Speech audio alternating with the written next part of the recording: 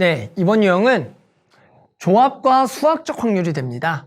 이제 확률을 구할 건데 뭘 이용해서 구하겠다? 조합을 이용해서 구하겠다. 우리가 앞에서 배웠던 NCR 그리고 NHR, 즉 중복조합을 이용해서 확률을 구할 건데요. 항상 이제 조합을 이용한 확률의 핵심은 뭐예요? 순서가 정해져 있는 것들을 구하는 겁니다. 순서가 정해져 있으면 그 확률은 조합 또는 중복조합으로서 전체 경우수와 일어날 수 있는 경우수를 구하겠다라고 해서 이제 문제를 풀어줄 거예요. 아셨죠? 그래서 일단 한번 예시 문제 한번 같이 좀 풀어볼게요. 자, 예시 문제는 좀 이제 쉬운 문제가 나왔는데요. 이런 거죠. 2013년 10월 학평 A형 25번인데 주머니 속에 대한민국이라는 글자가 각각 적혀있는 4장의 카드가 있는데요. 이 중에서 임의로 2장의 카드를 꺼낼 때 내가 구하는 전체 경우수 자체가 그냥 4장 중에 2장을 꺼내는 거니까 곧바로 뭐가 되겠다? C를 이용하겠다라는 거죠. 그래서 전체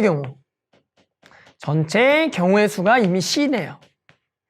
항상 고려해야 될 건 뭐냐면 전체 경우의 수를 구할 때 그것이 C, 즉 순서를 생각하지 않았다면 우리는 해당하는 일어날 수 있는 경우수조차 순서를 생각하지 않는다. 이게 기본이에요.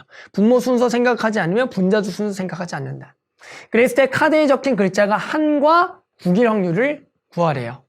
한이면서 국이 돼야 되는 거니까 결국에는 한하고 국을 뽑으라는 거죠.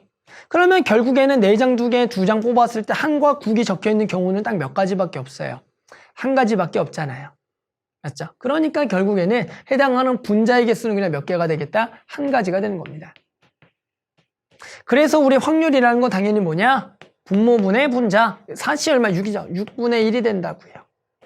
맞죠? 그래서 P가 6, Q가 1. 그래서 이제 두 개를 계산하면 되겠죠? 그래서 6이랑 10이랑 만나니까 60이니까 우리 10P 더하기 Q는 얼마가 된다? 61이 되겠다.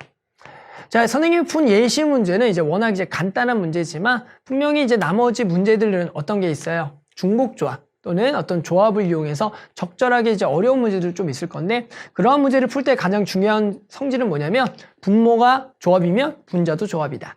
그 다음에 조합을 일어날 수 있는 경우수 구할 때 우리가 앞에서 조합 단원에서 풀었던 문제들 있죠. 그 유형들이 그대로 나와서 확률로 적용된 것 뿐입니다. 그러니까 앞에서 조합 문제들 잘 풀었다면 실제로 일어날 수 있는 경우수 충분히 구할 수가 있을 거고요. 그러면 어렵지 않은 문제가 될 겁니다. 아셨죠? 그래서 나머지 문제들도 한번 꼭 풀어보면 좋을 것 같습니다.